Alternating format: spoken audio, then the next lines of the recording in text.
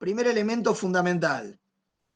Pretendemos que desde el punto de partida fotográfico al espacio gráfico, ustedes hagan una transposición transformando el elemento icónico en un elemento más abstracto en sus relaciones.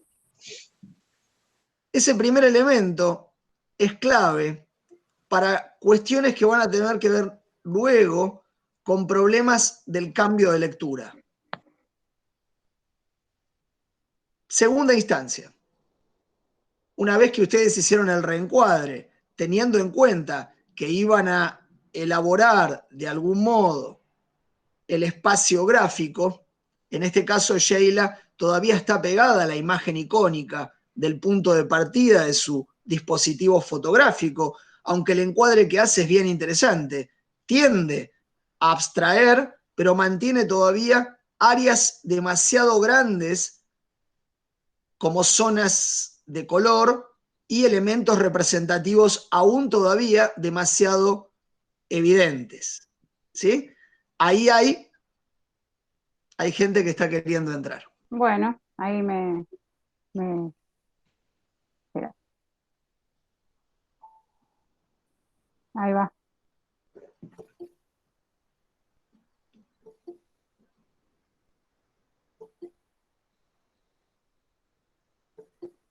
Esto por llegar tarde, no se puede llegar tarde.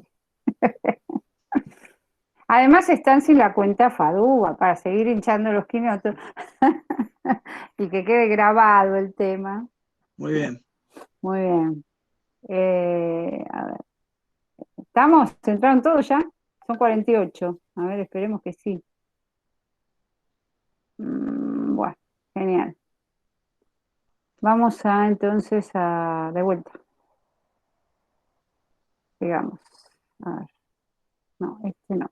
Perdón.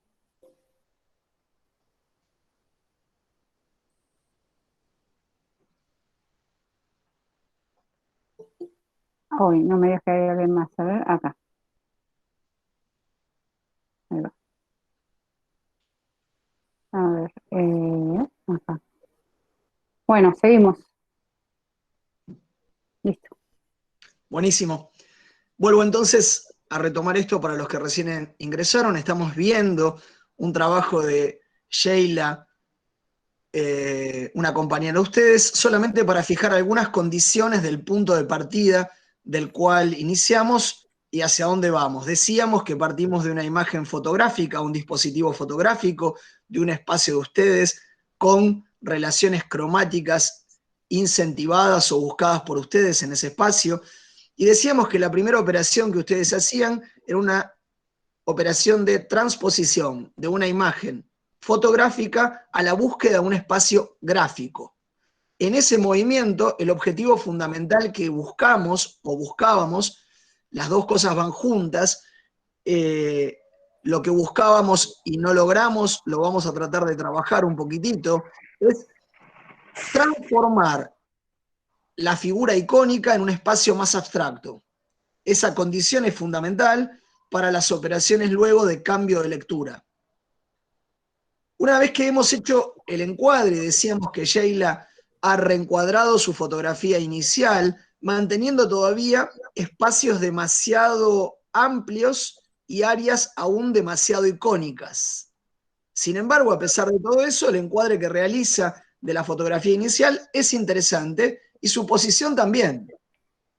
Ahora vayamos a dos cuestiones que tienen que ver con algo bien conocido por ustedes hasta acá del primer proceso del cuatrimestre y que Sheila podría haberle sacado más partido en la elaboración inicial. El primer movimiento al que podría haberle sacado partido era a volver más abstracta la imagen en el espacio gráfico. El segundo movimiento, el análisis del esquema estructural, la zona de pregnancia, el recorrido visual, el esquema estructural, podrían haberle permitido a Sheila, en relación a la imagen síntesis, haber establecido una imagen de áreas nuevas. ¿Qué quiere decir esto? Que si Sheila hubiera marcado su esquema estructural sobre la imagen síntesis y hubiera trabajado ambos conjuntamente, podría haber definido direcciones dominantes, áreas de pregnancia de interés, que le hubieran permitido que la imagen síntesis fuera un poco más complejo que solamente el perfil de los elementos disponibles en el espacio gráfico. Y de esa manera podría haber fragmentado más la forma de esas áreas que luego van a convertirse en áreas de color.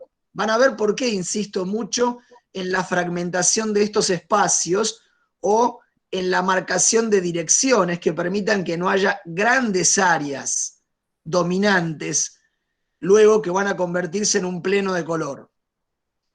¿Está bien hasta aquí? Una transposición fotográfica al espacio gráfico, un encuadre. Ese encuadre que ustedes hicieron debe buscar desarmar la iconicidad, llevarlo a un espacio cada vez más abstracto. El esquema de análisis estructural y las áreas de trabajo en las que van a trabajar cromáticamente tienen que estar vinculadas. Es decir, no es que analizamos un esquema estructural y luego marcamos áreas para que entre ambas relaciones no se produzca ningún cambio, sino para que se produzca algún cambio del espacio dado. Direcciones, fragmentaciones, marcaciones de áreas de interés que podrían permitir que no haya grandes áreas espaciales que van a ser plenos de color.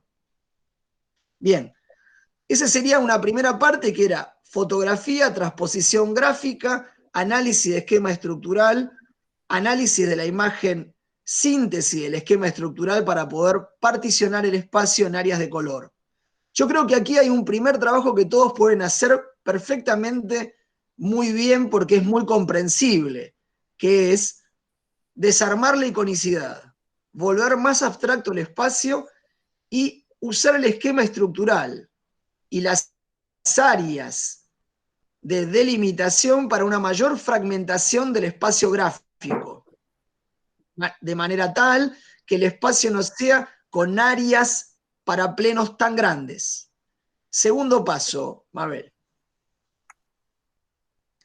Gracias. Una vez hecho esto, Sheila hizo el trabajo que pedimos. El trabajo que pedimos suponía establecer una lectura de la escala cromática de la que había partido y fundamentalmente establecer una relación de vecindad de cambio de croma por croma. Ahora, yo entiendo que acá hay un problema fundamental. Si bien el trabajo de Sheila está muy bien en los cambios que realiza, el problema es que el objetivo siempre de cada semana que estamos abordando es cambiar la lectura entre una pieza y la otra. Siempre tenemos que cambiar la lectura. Siempre el objetivo durante las 3 semanas va a ser cambiar la lectura. Para poder cambiar la lectura, el ejercicio de vecindad requiere algún tipo de afinamiento conceptual entre intensidad cromática, que es lo que Sheila manejó muy bien, e intensidad lumínica, que es de alguna manera lo que de alguna manera le hubiera permitido a Sheila que en las vecindades pudiera haber establecido otras relaciones para hacer que las áreas espaciales de lectura se leyeran de un modo distinto en la segunda pieza que en la primera. Ahora bien, ¿se dan cuenta por qué les marqué en la primera operación la mayor fragmentación del espacio? Porque cuando en la operación los planos son muy grandes con los que está manejando Sheila, las relaciones de color por vecindad son muy difíciles de llevar a un cambio integral de la lectura de una pieza a la otra. ¿Está bien? Quiere decir que entre la primera y la segunda pieza tengo la misma lectura, pero hizo el cambio de cromas en las relaciones de vecindad. No hubo modificación de lectura, pero sí hubo modificación cromática. Entonces, aquí aparece un segundo elemento conceptual que vamos a trabajar en los grupos en un ratito y que no me quiero extender demasiado, pero que quiero dialogar un poquitito con Estela para poner de acuerdo y en común ante todos ustedes el problema de lo que podría haber sido aquí el camino de una transformación del ejercicio en el cambio de lectura. Estela, que ahora me va a acompañar en la conversación, marcaba con mucha precisión y propiedad en el día de ayer, cuando hablamos sobre este trabajo, que aquí el problema para poder cambiar esta cuestión era a partir de la intensidad lumínica del color. Y fundamentalmente, Omar, que de alguna manera partió de la idea de, cuidado, con áreas tan grandes, ni aunque trabajáramos con un extremo de intensidad lumínica de los cromas, es difícil a veces inclusive cambiar la lectura. Entonces lo que quiero proponer ahora, un minutito nada más, de la manera más breve y consistente, es que sobre este ejercicio, Estelita, nos refresques conceptualmente intensidad cromática, intensidad lumínica, y que a partir de esa precisión vuelvas a plantear cómo te parece que con la intensidad lumínica del color, con estas escalitas, Sheila podría haber cambiado la lectura.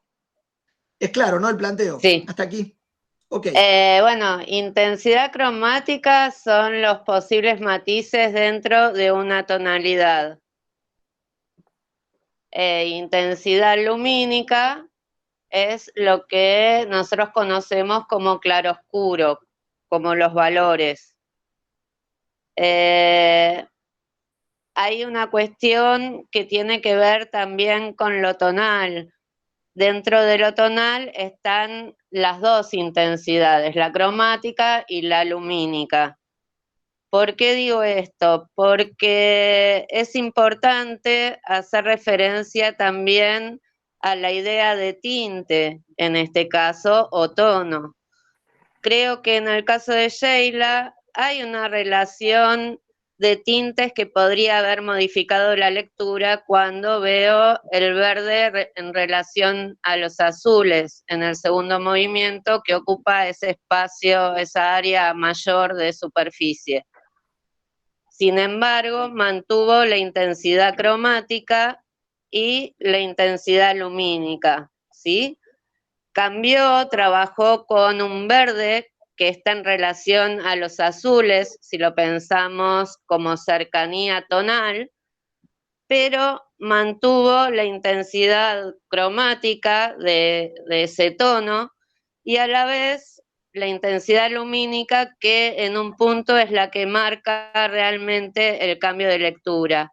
Más allá de todo esto, creo que en el análisis, cuando nosotros pedíamos que los encuadres tengan muchos niveles de lectura, tiene que ver con la posibilidad de cambio de esa lectura. Y dentro de la lectura tienen que recordar la importancia que tiene la pregnancia y cómo pensar el cambio de pregnancia nos habilita un posible cambio de recorrido. Creo que la mirada es más general, es más total sobre la pieza y sobre el análisis de esa pieza que simplemente cambiar los tintes del lugar. Hay asociaciones y disociaciones. No sé si se entiende o... Está claro lo que planteas. Ahora vamos a tratar de profundizarlo en los grupos, pero entonces queríamos poner este ejemplo testigo para que ustedes vean en el primer ejercicio que hicieron y que lo resolvieron muy bien hasta acá. Este es el ejemplo de Sheila, que hay algunos problemas que no nos permiten avanzar, que comienzan en el plano anterior. Si podés volver, Mabel, vuelvo a subrayar eso para todos los que no escucharon. De la toma fotográfica al espacio gráfico hay una transposición. Eso significa una variación icónica de un espacio representativo a uno más abstracto. Esa operación es fundamental. Sheila la hizo en parte. Hay aún elementos referenciales que permiten todavía localizar en la botella, la sombra, el plano vertical que ha girado en el encuadre, elementos que definen áreas muy definidas. Quiere decir que hay una intervención en este ejercicio que es en el plano estructural de la forma. Lógicamente que el análisis del esquema estructural y el análisis de las áreas podría enriquecerse.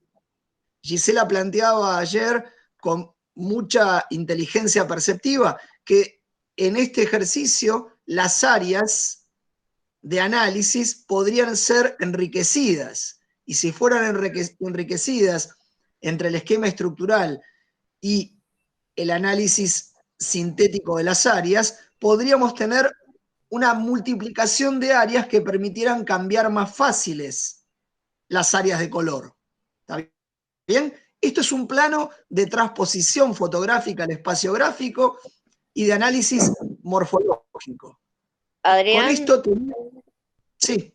Quería agregar también el tema de la distribución cromática, en donde en muchos trabajos lo que se ve es agrupamientos de ciertos colores o tintes, y eso también, más allá de la fragmentación en áreas, me parece importante remarcar cómo están agrupados esos colores dentro de la composición.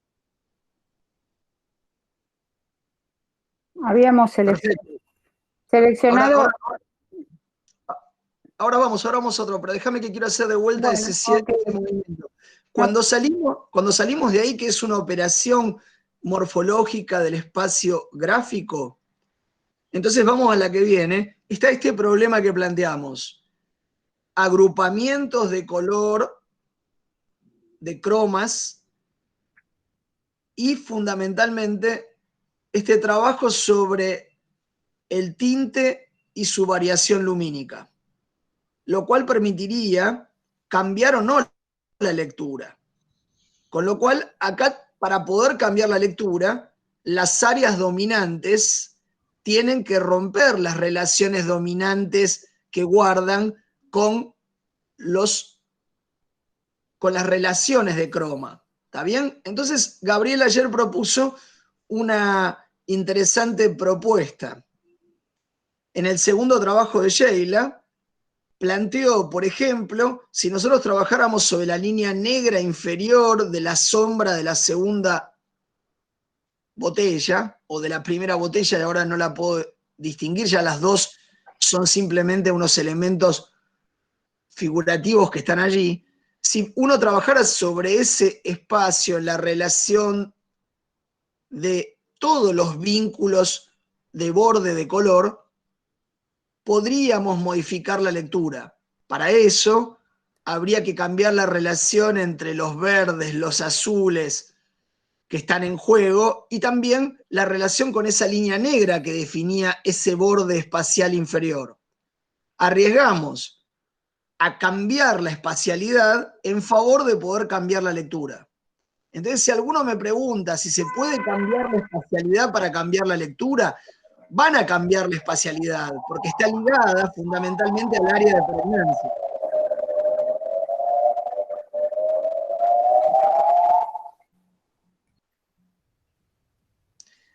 Bueno. ¿Querés que pase a la otra, Adrián? Bien. Eligió Estela. Está bien. Hasta acá es el ejercicio que queríamos evaluar para poner en común. Ahora vemos un otro ejercicio. Contá, Estelita, por qué elegiste este ejercicio de Sofía. Bueno, después que elegimos eso, vi más trabajos en las plataformas y bueno, y de ahí ejemplos que para mí pueden llegar a servir como para entender un poco mejor. Este es de la comisión de Sheila también, y por un lado me interesa el tema de la distribución cromática, y las áreas más pequeñas de alguna manera mantienen lo icónico, pero en la distribución hay una distribución más dinámica, todavía tímida para mí, del color. Me refiero a tímida cuando pienso que cada área está con la modulación posible de ese croma y después hay un cambio de áreas y entonces se maneja otro color. Todavía se piensa mucho en el color local de los elementos, el color que tienen los elementos más allá de lo que la composición nos está proponiendo cromáticamente. Sin embargo, me parece interesante desde la propuesta de cambio de lectura de alguna manera, simplemente con estar atentos a cuál es el lugar donde entro, cuál es el lugar de pregnancia y poder modificarlo. Me parece bien interesante el ejemplo, Estela. De cualquier modo, entiendo, Sofía, Estela, que acá es verdad que si bien la fragmentación que estábamos marcando es mayor, ven todavía que hay cierta timidez, como dice Estela, en tomar decisiones sobre el color que permitan que cambien las áreas de pregnancia iniciales. Es decir, todavía en cierta medida hay un atisbo de cambio de lectura y todavía se sostiene la lectura anterior. Depende cómo observemos la pieza. Hay buenas decisiones desde la intensidad lumínica. Exacto. Eso está sucediendo. Claro. Eso está sucediendo. Perdón, para ser muy gráfico, en esa barra diagonal, la decisión de cambiar ese rojo de valor medio-bajo, de intensidad lumínica media-baja, por ese amarillo mucho más claro de otra intensidad lumínica, amarillo y tierras, es lo que da el cambio de lectura, más allá de las salvedades de la timidez o no. Pero esa decisión de mantener las cromaticidades según la consigna del ejercicio y hacer cambio de posiciones, pero que esa posición implique en una zona de tanta pregnancia un cambio en la intensidad lumínica del rojo de intensidad lumínica media, baja, a una intensidad lumínica de valor alto, es decir, más luminoso, ya da un cambio de lectura. Solamente para ser muy gráfico en lo que están señalando Adrián y Estela. Y generó más espacio también, me parece. Sí, Dentro de la eso pieza, de alguna manera, hay bastante más espacialidad. Por casualidad seleccionaste, Mabel, el análisis estructural de... No, no estaba, lo quería cargar y no estaba en el Padlet. Ok. Por eso, así que si después lo sube Sofía, Bueno, no hay problema. ¿por qué elegiste, Estelita, lo de Sofía Capra?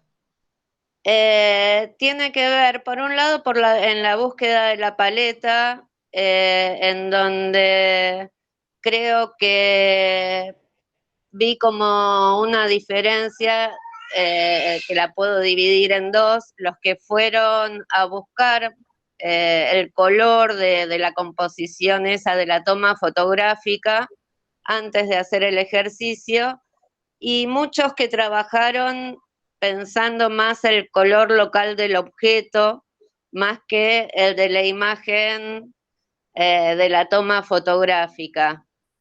Desde ahí creo que por de pronto me llamó la atención la paleta y el ajuste que había en la búsqueda de esos colores. Por otro lado, el tema de la abstracción. Y después creo que hay un cambio de lectura. Sin embargo, dentro del cambio de lectura, me parece que todavía no hay una idea de un gran cambio en cuanto a las direcciones propuestas de la pieza. Se sigue marcando muy fuertemente la verticalidad y me parece que hay diagonales que podrían modificar todavía más el recorrido de alguna manera.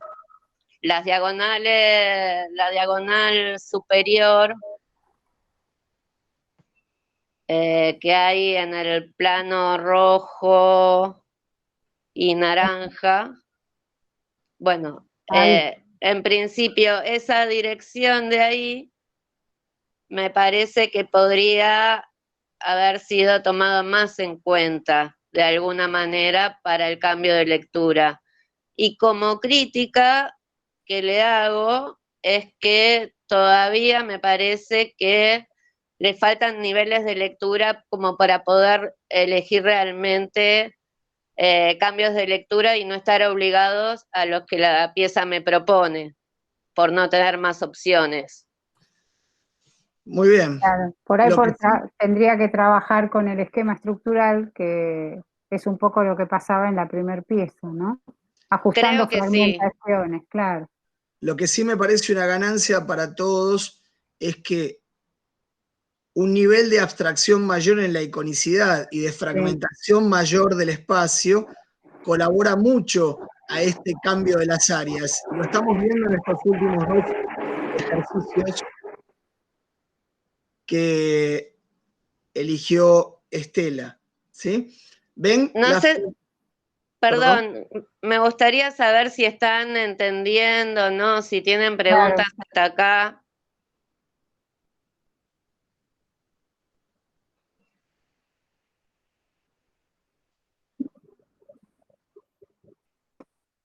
Perdón, sí, no me podía desmutear. ¿Me escuchan? Bien. Sí, Sí. Ah, Sí. perdón. Sí, yo me anoté acá, por ejemplo, que una frase que dijo recién Adrián de mayor fragmentación del espacio gráfico. ¿Te referís como por ahí a que nos quedamos cortos en la síntesis por ahí? O sea, no que esté mal la elección, digamos, sino que por ahí había más cosas que marcar que nosotros de repente no marcamos o... Me refiero, Sheila, a eso. Me refiero que la mayor fragmentación del espacio gráfico colabora mucho más a que puedas particionar el espacio y cambiar las áreas luego de vecindad del color de manera más alterna, genera mayor dinámica interna. Cuando los espacios son más estables, las áreas son más grandes, es mucho más difícil trabajar en la relación espacial de cambio de lectura.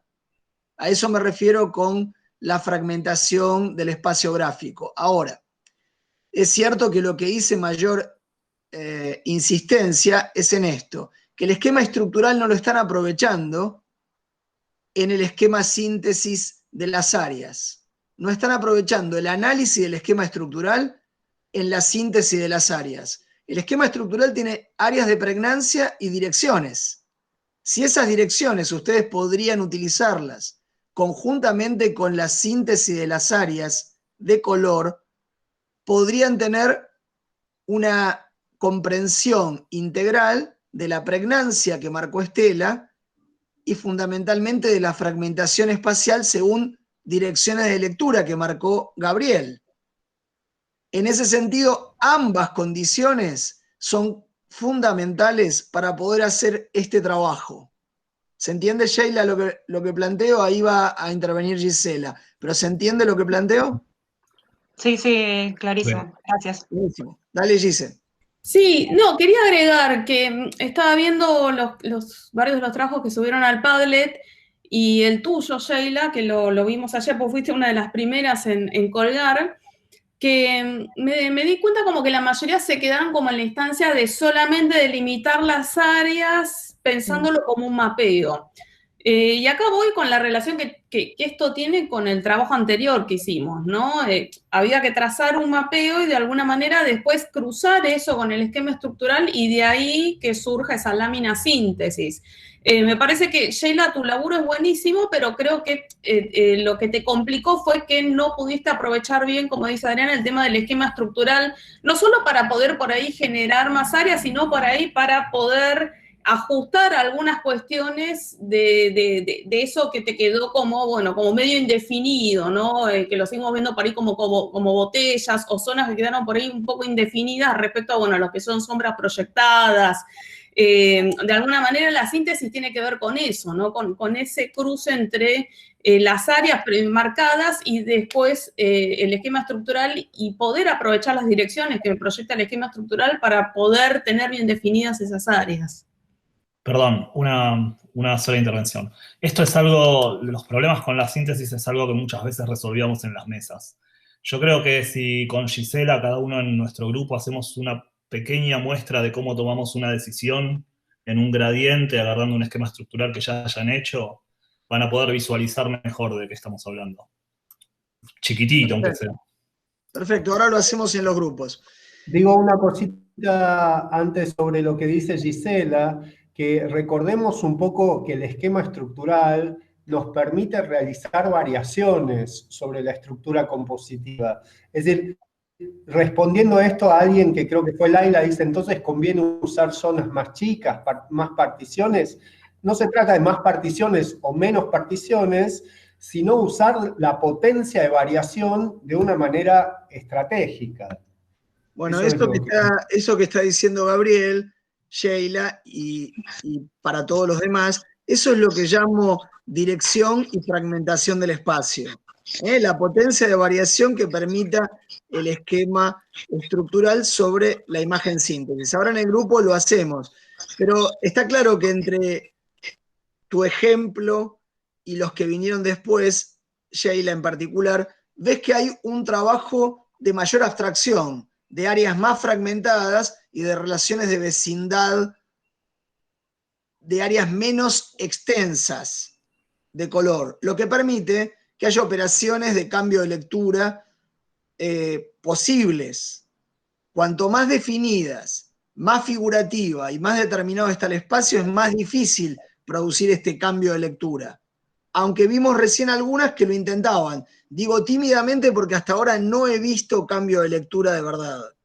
Es decir, ese trabajo es complicado. No es solamente el cambio de una zona de luminosidad. Me parece que supone un cambio del área de pregnancia. Que realmente se produzca ese movimiento del ojo. Que no vaya a mirar exactamente el lugar anterior. Y me parece que esa es una tarea compleja, no digo que sea sencilla, pero la podemos ir encontrando entre todos. ¿Por qué elegiste Estelita? Y me gustaría que después de esto fuéramos a los grupos a hacer eso que proponía Leo, sobre todo detenernos en el paso inicial del esquema estructural y la imagen síntesis, en un ejemplo o dos, y luego ir hacia las áreas de color. ¿Por qué elegiste Estela? Fundamentalmente por la búsqueda cromática. En cuanto a propuestas, que cuando hablamos de color muchas veces se piensan en esos colores nombrables y estar atentos que para este tipo de juegos de cambio de lecturas muchas veces la pérdida de intensidad tonal, si se quiere, de poder de alguna forma identificar ese color, hace que pueda asociarse tanto a un vecino o a otro vecino. Bueno, simplemente como una observación, creo que todavía está lo icónico muy fuerte, que hay un cambio de intento de lectura que no es suficiente en relación a las direcciones diagonales que se están proponiendo en una y en otra pieza, que eso lo ayudaría. También pensar en el esquema, en la lámina síntesis a partir del esquema estructural. Bueno, no, y era más que nada para que se tomen su tiempo en buscar el color, que partimos de una toma fotográfica de alguna manera porque consideramos que ahí va a haber una modulación a partir de la luz sobre los objetos que nos van a generar ciertas situaciones cromáticas que después está bueno observarlas y no traducirlas en forma mecánica.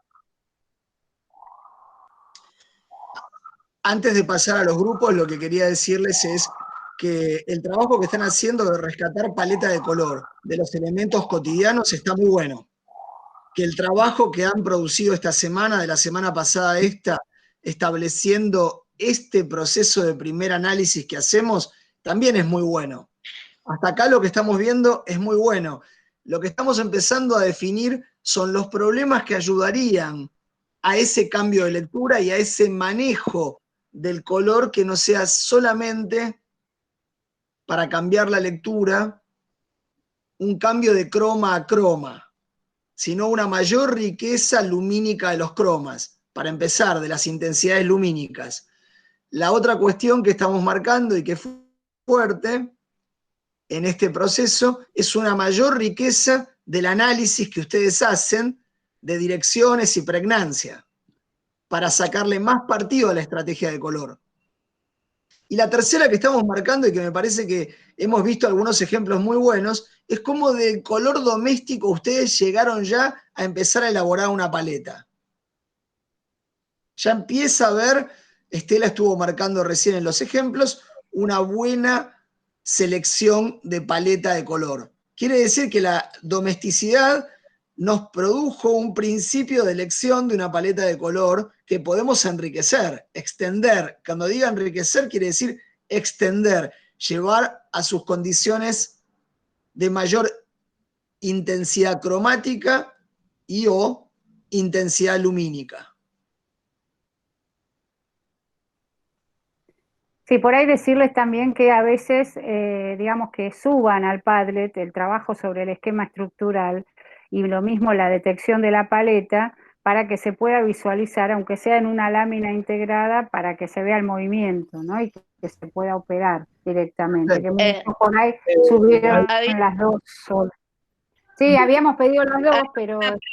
Perdón, había una pregunta ahí que me parece importante para todos. ¿A qué nos refería o a qué me refería yo con mantener la cromaticidad? De alguna manera, en el reflejo, en las superficies, cuando sacamos una foto, en el reflejo de las superficies, en cómo están trabajadas esas superficies, en el tipo de luz que usamos, vamos a ver que aparecen otros colores que no tienen que ver con el color del objeto de alguna manera.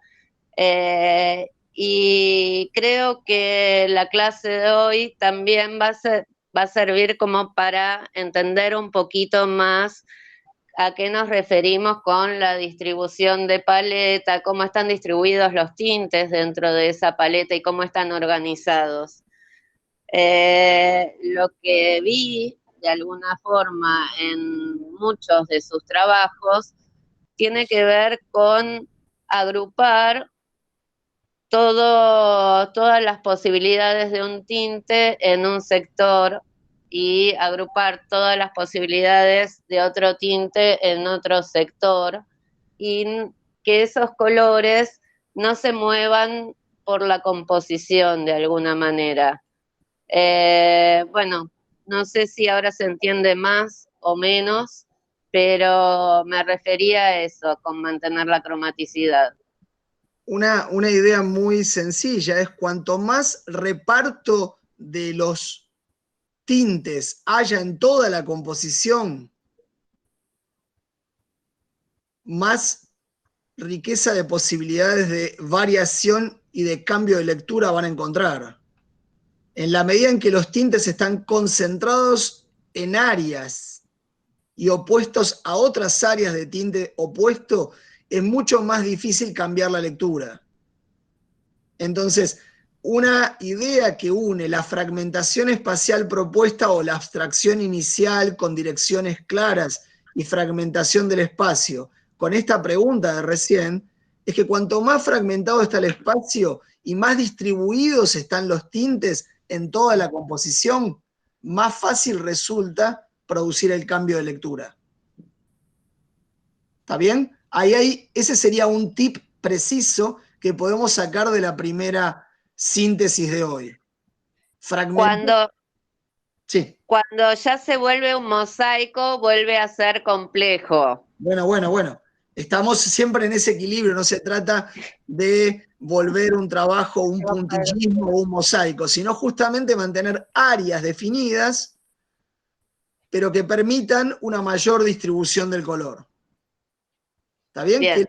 Que el tinte no esté concentrado en áreas. No es necesario que sean súper pequeñas. Es necesario que sean áreas claras, definidas, y que los tintes estén distribuidos. Tenga que ver con el esquema estructural que hablábamos antes, porque ahí es donde se opera la relación entre la imagen y la forma. Entonces, en ese sentido, digamos, no es llenar tipo vitró todo con distintos colores, sino justamente apoyarse en el esquema estructural para generar la pieza por ahí, ¿no? Para Y distribuir. distribuir las áreas cromáticas, claro. Es importante que entendamos que componer el color como relación o vecindad es distribuirlo, no concentrarlo, no ponerlo entre tintes diversos. Eso es lo que impide el cambio de lectura. ¿Está bien? Eso define direcciones o áreas muy marcadas en el cual resulta muy difícil cambiar luego lo que llamamos pregnancia. ¿Está bien? Lo que ayuda a cambiar la pregnancia por color es distribuir en la composición los tintes. Obviamente, eso requiere partir del esquema estructural, como decía Mabel, y de las áreas de síntesis para poder distribuir las zonas en las que vamos a componer el color. Bueno, hasta acá la primera parte de hoy. Los próximos 40 minutos, 45 minutos, vamos a trabajar en los grupos, si les parece bien, partiendo de la propuesta de Leo, que es entender bien qué podemos hacer con el esquema estructural. ¿Sí? ¿Qué podemos hacer con el esquema estructural y la síntesis? Entonces, ¿cómo es el planteo de hoy? Nosotros vamos al otro grupo, a otro encuentro. Sí, ahí dejamos el link para que lleguen al otro grupo taller. de Estela y Leo se queda acá.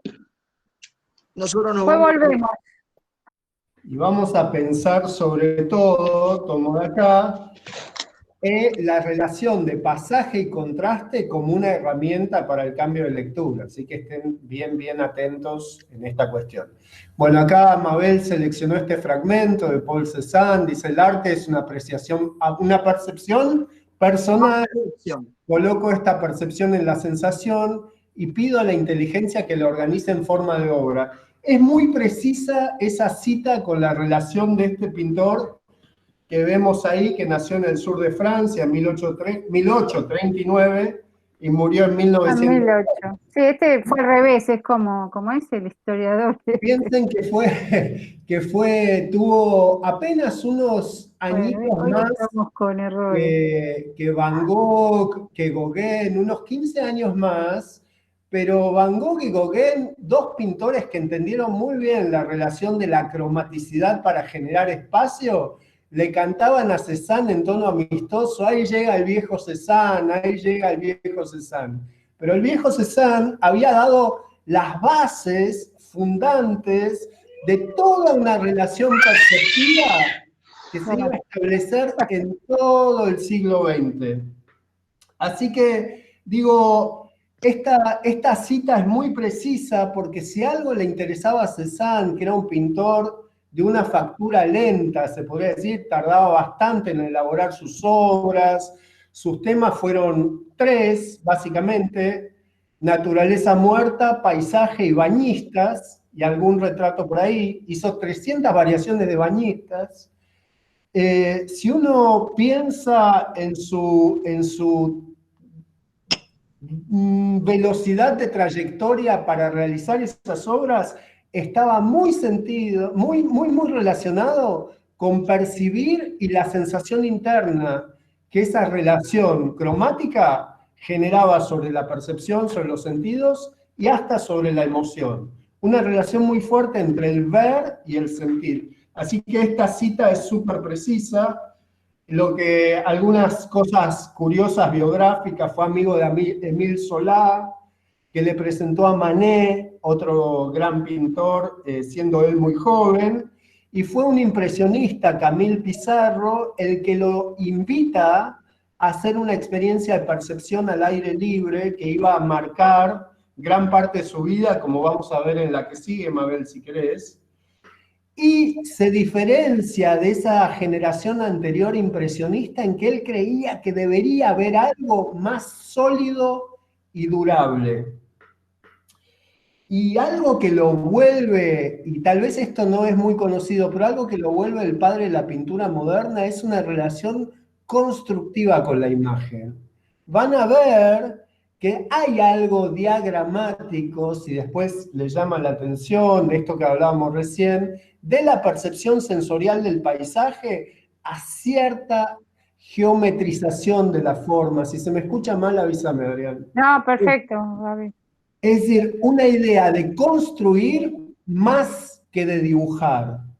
Pero si uno piensa en la serie de bañistas, que un poco, aunque no está citada acá, es muy conocida, y una en la National Gallery de Londres, hay algo muy interesante que lo vuelve también el pintor moderno o el padre de la pintura moderna. Más allá de lo que vamos a hablar ahora de pasaje y contraste, esto es que no trabajaba con figuras del natural, sino que iba al Museo del Louvre y tomaba bocetos de pinturas de, por ejemplo, de Giorgione o de Tiziano, de pintores que habían lidiado con la idea de la figura y el paisaje, para volver los esquemas y hacer una teoría del montaje dentro de su pintura. Eso también lo vuelve el padre de la pintura moderna. Así que bueno, dicho estas cositas, vamos a lo que nos llama la atención. Digo, Matisse, Picasso, Braque, tuvieron muchísimo que ver con él, pero lo que nos llama la atención y queremos ejemplificar acá es la relación del valor con la lectura. Voy a sacar mi imagen porque me escucho en eco, por ahí estoy.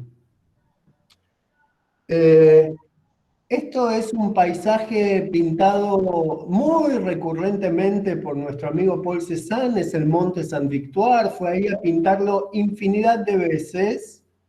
Y esta es una obra que seleccionamos junto aquí con los amigues, porque perceptivamente ya hay relaciones y caminos que se pueden ver en esta obra.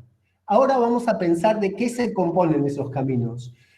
Pero yo podría decir que si uno llegase a ese paisaje a caminarlo con todo el cuerpo, podría entrar por las zonas de luminancia más bajas, también de baja intensidad cromática, que son esos oscuros en el primer plano, trasladarse por los tintes verdes en una zona media, hasta llegar en una diagonal al pie del monte Saint-Victoire y comenzar a ascenderlo hasta llegar al pico del monte en esa zona de mayor luminancia, de un gris que se puede diferenciar del cielo. ¿Estarían de acuerdo en eso? Que uno puede entrar por la zona de valor bajo, caminar por el verde, irse trasladando hasta llegar al pico de la montaña. Ahora también podría uno caminar por una franja de tintes amarillos, podría caminar por una franja de tintes amarillos que va de derecha a izquierda en la zona media, o trasladarse en esa mancha más indefinida amarilla que está ahí. Ahora, ¿qué quiere decir que uno puede hacer pasear su percepción de ese modo? Y ahora vamos a los encuadres. Quiere decir que hay una relación de modulaciones continuas que hacen que la percepción viaje de un espacio al otro sin encontrar un límite definido. Y vamos a los encuadres, que son pequeños encuadres que tomé. El primero, de arriba hacia abajo, está en el fragmento a la izquierda, en el límite entre el amarillo y la zona gris oscura. Lo pueden encontrar en el recorte general por un tinte rojo, que es diferencial de lo que aparece ahí. Ahora, lo que quiero marcar acá es nítidamente la idea de pasaje y contraste. Y cómo esa idea es independiente tanto de los tintes, es decir, las identidades que pueden ser rojo, verde, amarillo o gris, como, bueno, tanto del tinte, que son independientes del tinte. Digo, acá si miramos el primer encuadre, así como podíamos viajar en el paisaje en la zona de valores gris oscuro, trasladándonos por los verdes verdes al pico de la montaña, podríamos decir que podemos entrar de izquierda a derecha en un orden de lectura a caminar del verde al tinte rojo, al tinte verde, a la masa de baja intensidad lumínica y baja intensidad cromática que podemos llamar gris oscuro, y que podemos de ahí, por ejemplo, entrando por el verde de la izquierda, subir un poquito y caminar y entrar a la zona amarilla. Ahora, no podríamos entrar, por ejemplo, desde la zona gris oscura a la zona amarilla por la parte central donde se ve como una U. ¿Y por qué no podríamos entrar ahí? Porque hay una diferencia de intensidad lumínica, sobre todo, que no nos permite, que traza un límite y que no nos permite desplazarnos perceptivamente de la zona oscura a la zona clara. ¿Se me entiende hasta ahí? ¿Me van siguiendo? ¿O los mareo? Muy bien. Ok, listo. Entonces, primer ejemplo, nos podemos trasladar a través de las identidades de tintes o tonos.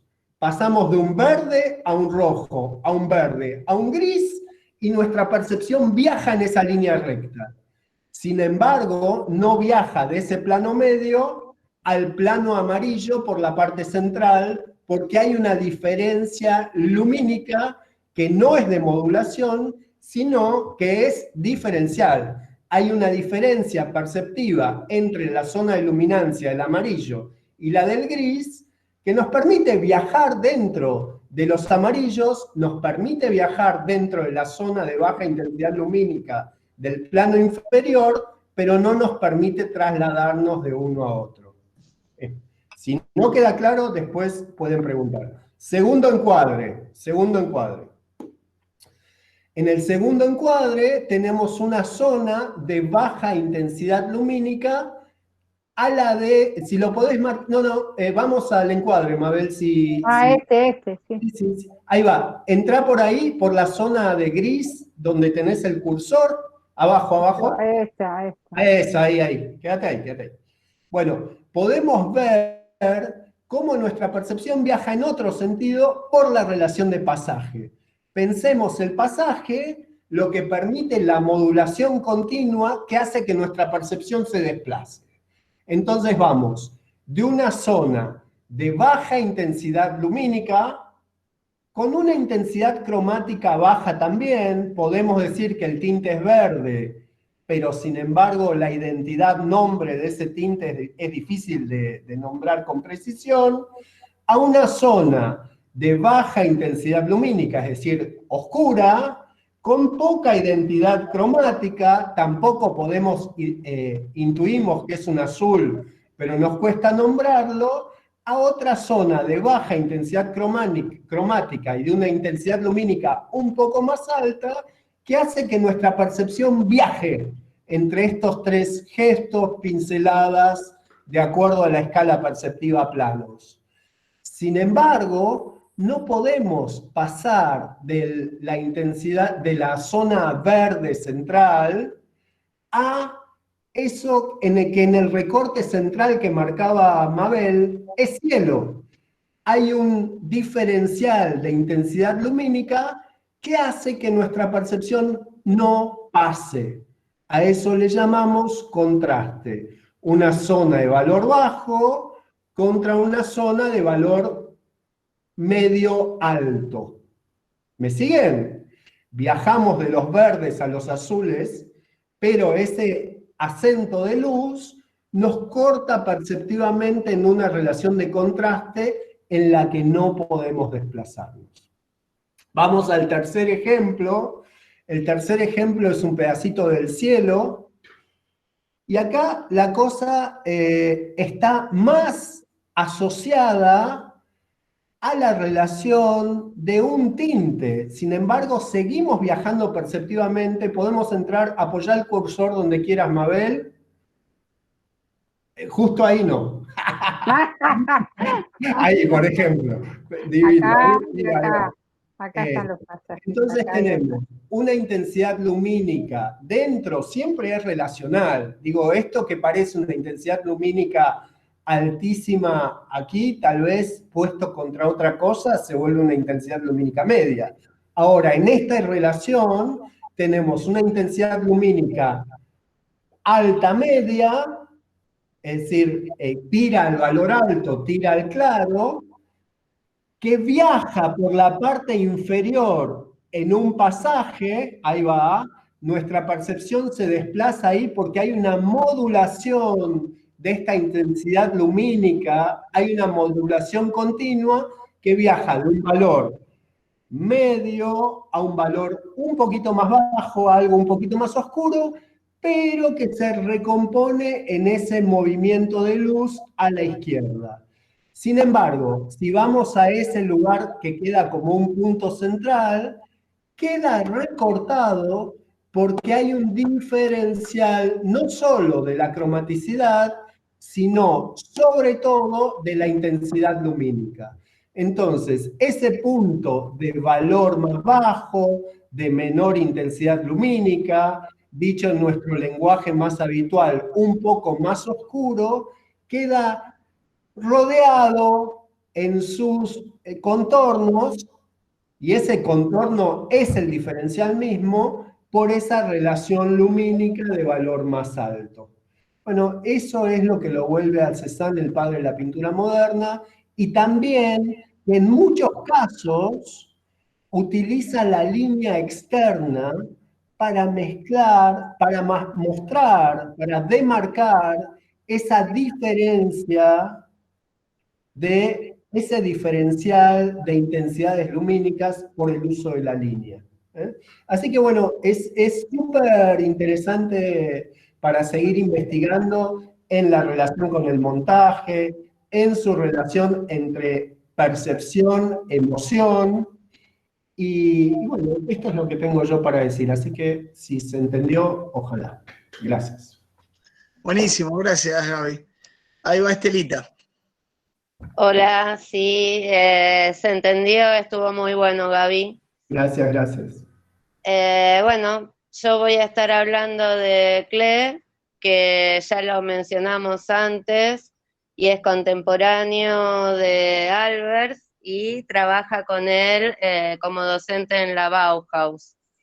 Sobre él me parece interesante para quien le interese meterse un poquito más, que tiene un libro, Teoría del Arte Moderno, y tiene en el capítulo 8 de ese libro, que se llama Esbozo a una teoría de los colores, habla un poco en relación a estos sistemas cromáticos que veníamos mencionando, que de alguna manera mencionó Leo en la clase pasada y yo, y cómo los pintores también tienen un pensamiento con respecto a esos sólidos. Él propone que el sólido para él es como una cartuchera de colores que después aplica en sus pinturas, y hago mención a esto porque hay algo para mí muy atractivo, está bastante alineado con Albers y con Goethe, que Albers también, y propone algo muy interesante dentro de ese sólido cromático. Por empezar, dice que es activo, ¿sí? Que el color se genera, que hay una génesis del color. Eso para mí es algo importante como para entender en los trabajos que estamos haciendo. Por otro lado, y en el que vamos a hacer ahora más todavía, por otro lado, dentro de ese sólido distingue la posibilidad de un gris medio, pasivo o activo, de acuerdo a si está formado por blanco y negro o si está formado por todos los colores del espectro cromático. Y ese gris activo es un poco cuando nosotros hablamos de esos neutros o de esos colores innombrables, tiene que ver con ese gris activo. Hago referencia a su pensamiento con respecto al color, porque si bien fue docente y fue teórico, de alguna manera también fue artista, y aplica en sus trabajos parte de su pensamiento y de su teoría, lo vemos reflejado claramente en sus trabajos, en sus pinturas. Por otro lado, junto con Cézanne, que recién estuvo hablando Gaby, creo que son dos artistas que proponen nuevas organizaciones espaciales, que de alguna forma parten de un referente, probablemente icónico, reconocible, pero que de alguna manera, sin perder de vista ese referente, proponen nuevas espacialidades. Bueno, quería fundamentalmente explicar esto antes de mostrar el trabajo de encuadres con respecto a Klee. Perdón, Estela, avisarles a los chicos que el libro está cargado en el campus, así que lo pueden ver ahí también. Son 4 hojitas apenas, Sí, sí.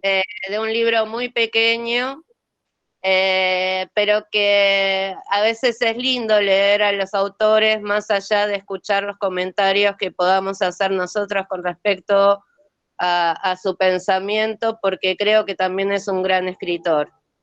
Uh-huh. Como verán, lo tengo como totalmente incorporado. Y aprendí mucho de él. Con respecto al trabajo que elegimos, es de 1919, es muy pequeño, quiero aclarar esto de las dimensiones porque me parece que en la virtualidad a veces nos olvidamos de los tamaños de los trabajos. Es muy pequeño, es de 24,6 por 16, creo. Como para que empiecen a tomar noción también del tamaño de estos colores, que nosotros en general los vemos en una pantalla, pero que cambian mucho si lo pensamos en forma presencial, el tamaño de la composición. Por un lado, este trabajo van a ver que hay uno en el extremo derecho superior que está en blanco y negro, que es una variación.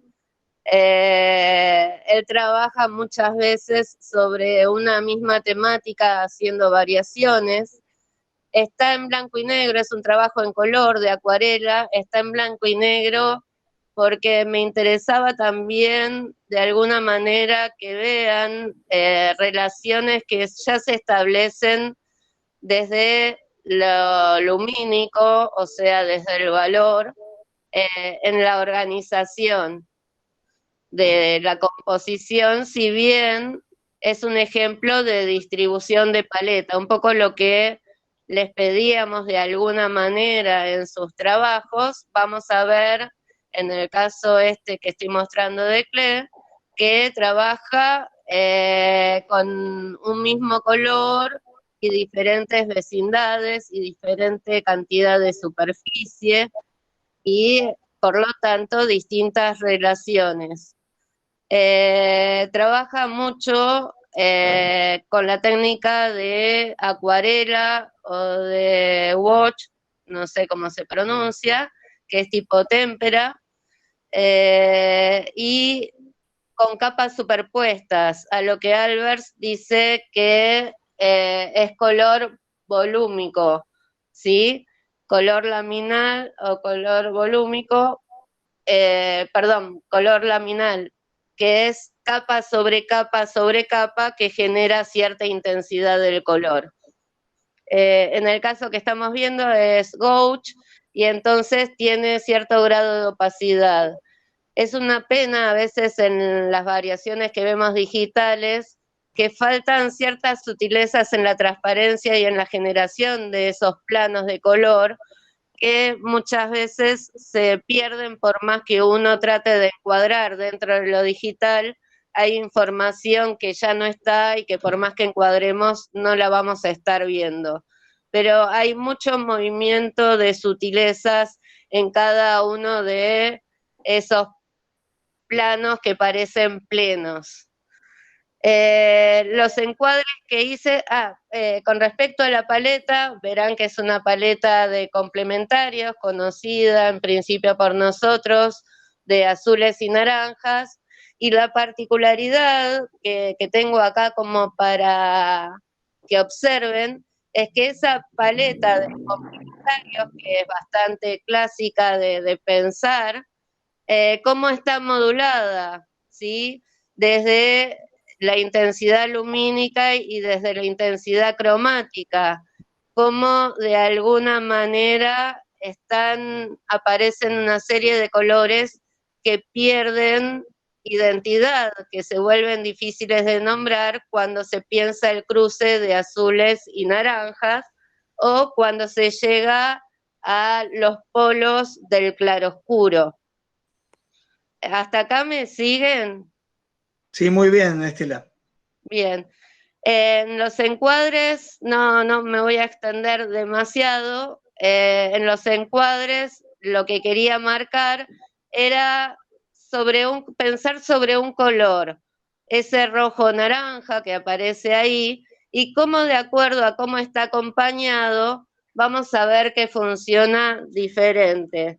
En el primer encuadre, nosotros tenemos una modulación cromática, y con esto me refiero a un movimiento en donde ese rojo-naranja acompaña a los ocres y a los tierras, y el azul está funcionando como acento, como algo diferente, disociado a la modulación que hay entre los ocres, los rojos naranjas y los tierras.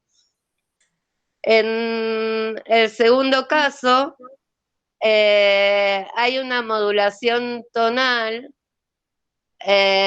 mantiene de alguna manera un tono, que es ese rojo-naranja.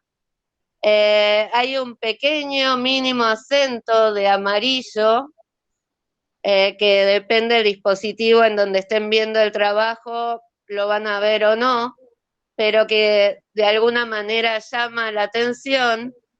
Y lo que me parece interesante pensar de este encuadre también es desde lo formal, algo que hasta acá no estamos haciendo mucha referencia, pero que me interesa que vean si pueden ubicar este segundo encuadre en la pieza total.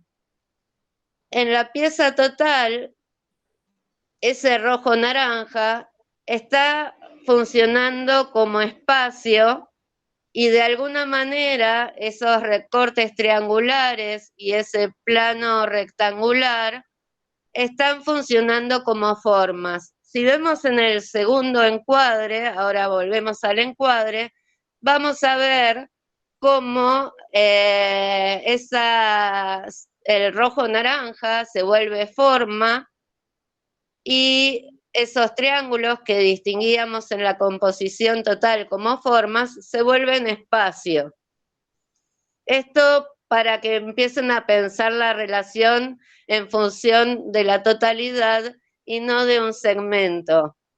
No sé si ven lo mismo o no, pueden no estar de acuerdo, y ahí me gustaría también que lo digan, ¿no? En el tercer encuadre hay una modulación lumínica muy fuerte, ¿sí? Prácticamente se va al extremo de los polos del claro y del oscuro, y desde ahí se pierde tal vez un poco la identidad del color, o sea, del tono.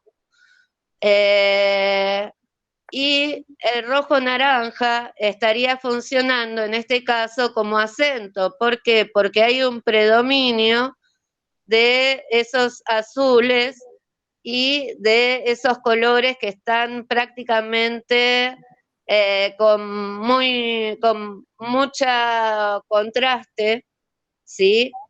Valores muy altos, valores muy bajos, y entonces ese rojo naranja funciona simplemente como acento, que comparte cierta relación con el extremo superior izquierdo, como para no quedar totalmente colgado dentro de la composición.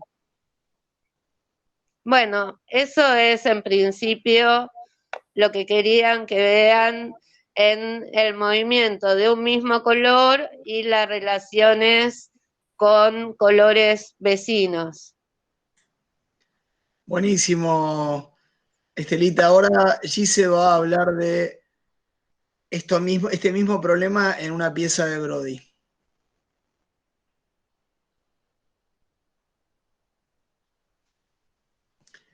El micrófono, Gise. Tenés muteado. Ahí está. No, lo que decía es que no me voy a extender ni voy a contar demasiado de Brody porque la mayoría ya la conoce, ¿no? ¿Se acuerdan que el cuatrimestre pasado lo vimos en estas piezas de acento y lo presentó Leo y ahí nos contó con lujo de detalles, muchos detalles específicos de la biografía de Brody en función de su oficio de diseñador. Yo lo que voy a contar en realidad de él está relacionado con, bueno, justamente esta pieza que elegimos para ver estos problemas que tienen que ver con el pasaje y el contraste. Y esta pieza es un póster que diseñó él para promocionar una tipografía que también la diseñó él. No sé si recuerdan cuando Leo lo presentó, nos contó respecto a Brody que a principios de los 90s decide hacer esta revista, esta publicación llamada Fuse, dedicada al tema del diseño de la tipografía, pero encarado desde el lugar de una suerte de democratización entre super recontra comillas, voy a poner, del diseño tipográfico, ¿no? En un momento en el que los software de diseño de tipografía de alguna manera eran accesibles a todos los diseñadores y podríamos decir que cualquier diseñador era, digamos, tenía la posibilidad de diseñar sus propios tipos de manera experimental. Y justamente esta revista promocionaba que se diseñen esas tipografías, invitar a diseñadores, amigos de Neville Brody y de Bosencroft, su socio en esta revista, a trabajar un tema, una temática y proponer una familia tipográfica a partir del diseño de un póster que cuente o de alguna manera conceptualice el concepto o alguna cuestión expresiva respecto a cómo surgió esa familia tipográfica. En este póster, Brody acá está tratando de mostrar, digamos, esta tipografía que diseñó él llamada Autotrace. El Autotrace, ya no se usa más ese nombre, pero desde lo digital tenía que ver con la vectorización de un objeto hecho de manera fotográfica a partir de mapa de bits, ¿no? Digamos, ese Autotrace era lo que conocemos ahora como la vectorización automática. Y en el proceso de esta tipografía, el proceso de diseño de esta tipografía tiene que ver con ese proceso de vectorización también. Pero más allá de esa anécdota, lo que quiero también marcar es la diferencia en relación a lo que acaban de mostrar Estela y Gaby, ¿no? Cómo trabajaron Cézanne y Paul Klee en un tiempo histórico en la pintura, con técnicas de la pintura, con materiales propios de la pintura, y qué sucede acá con un diseñador y qué otras cuestiones se enfrenta trabajando desde lo digital, ¿sí? Y como podemos ver esta pieza, tenemos una decisión de paleta, por ejemplo, una decisión de paleta que incluye esos colores, esas tonalidades que a veces empiezan a ser innombrables y que en el campo del diseño, sobre todo, a veces medio que se la suele dejar de lado, ¿no? Como esos colores que empiezan a perder la identidad. Y hace rato en el grupo, cuando estábamos corrigiendo uno de los trabajos, veíamos, ¿no? Que yo en un momento le dije a Gaby, bueno, Gaby, ¿cómo vos nombrarías, siendo pintor, este color, ¿no? Es tierra, es siena, es naranja, decía, no me acuerdo si Sheila o Graciela. ¿Y qué es lo que sucede acá, no? Y después después voy a ir al tema de los encuadres, ¿no? Pero quería como ver esta pieza, ver la paleta que maneja, ¿no? De ese color que tiene una intensidad cromática que empieza medio como a perderse, ¿no? Que empieza como a perder esa intensidad y empieza a ser difícil nombrarlo, ¿no? Y otro color que es bien súper identificable, ¿no? Con una intensidad a full, una intensidad cromática y una intensidad lumínica muy potente, que es el naranja, ¿sí? Ese naranja que está ahí como bien presente. Y después la situación que sucede en la parte inferior, ¿no? Donde, bueno, empieza a haber una situación como de movimiento entre las rojos que van mezclándose con ese tierra, ¿no? Con ese color que tenemos ahí atrás, ¿sí?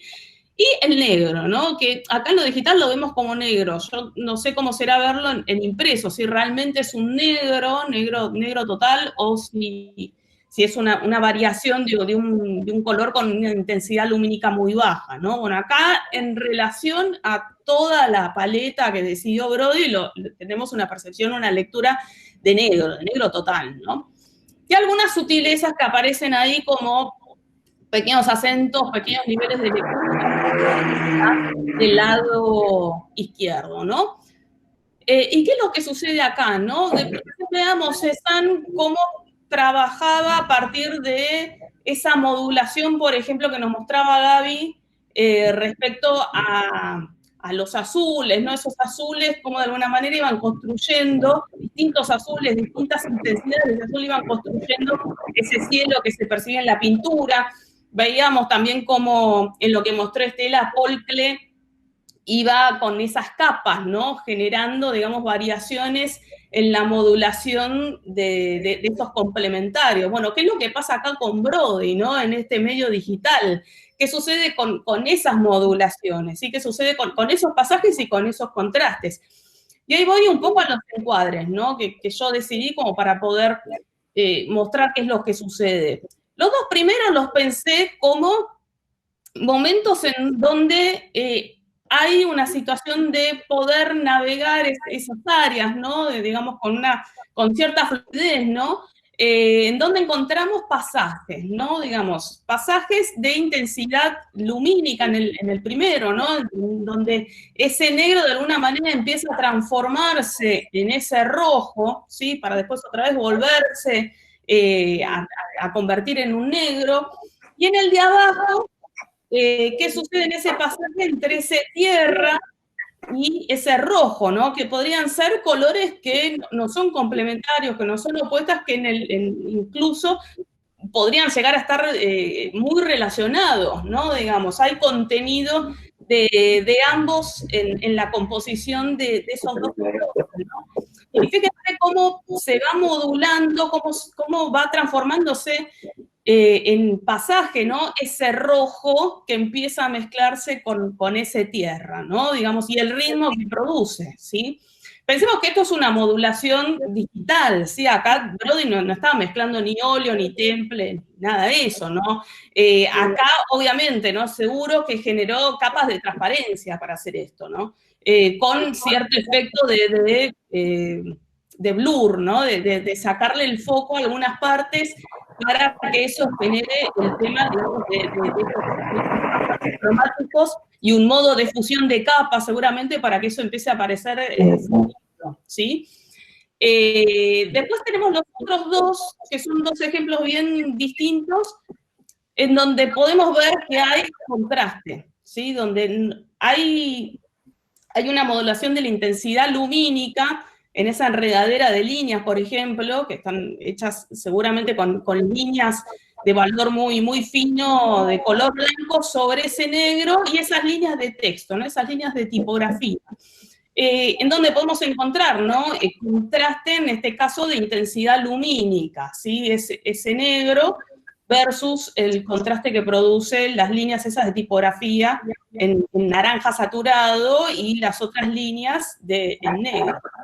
Y en el caso de abajo, me resulta muy curioso el uso, por ejemplo, en esa especie de resto, ¿no? De letra A, ¿sí?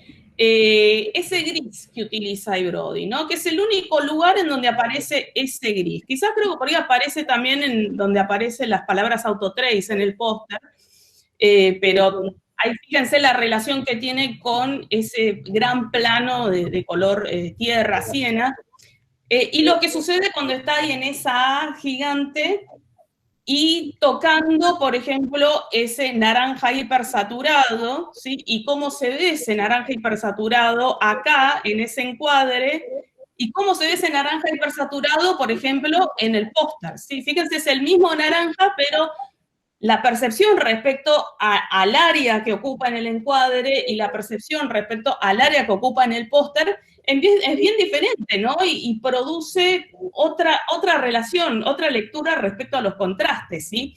Seleccioné ese encuadre justamente para ver un poco, en principio, esta cuestión de la distribución, ¿no? Y la predominancia que en las áreas que puede llegar a tener un color y cómo afecta la lectura del resto de los colores, ¿sí? Y al mismo tiempo cómo eso me produce contrastes más grandes o menores respecto a la superficie que ocupa ese color.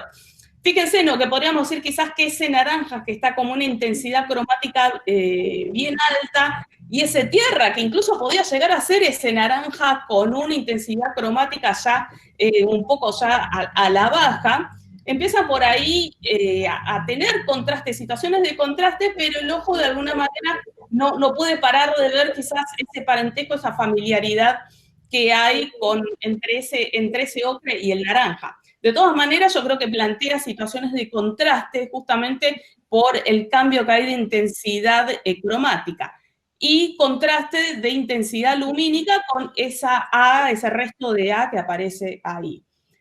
Bueno, yo creo que era esto, no más que nada quería como marcar esa diferencia de qué es lo que sucede, por ejemplo, a diferencia de lo que hicieron Klee y Cézanne, ¿no? Digamos, trabajando a partir de capas, ¿sí? Superponiendo capas, modulando ese color a partir de las pinceladas, y cómo acá Brody lo genera a partir de la superposición también de capas, pero de capas digitales, ¿no? Capas digitales con efectos que producen, por ejemplo, en este caso, los pasajes, ¿sí? Agregándole lo propio de lo digital, y poder entender, por ejemplo, en esos encuadres qué sucede con el color cuando empieza a ocupar otras áreas, ¿sí? Y cómo incluso la percepción de ese color también cambia, dependiendo las superficies que tengan el encuadre y con qué colores se toque o no.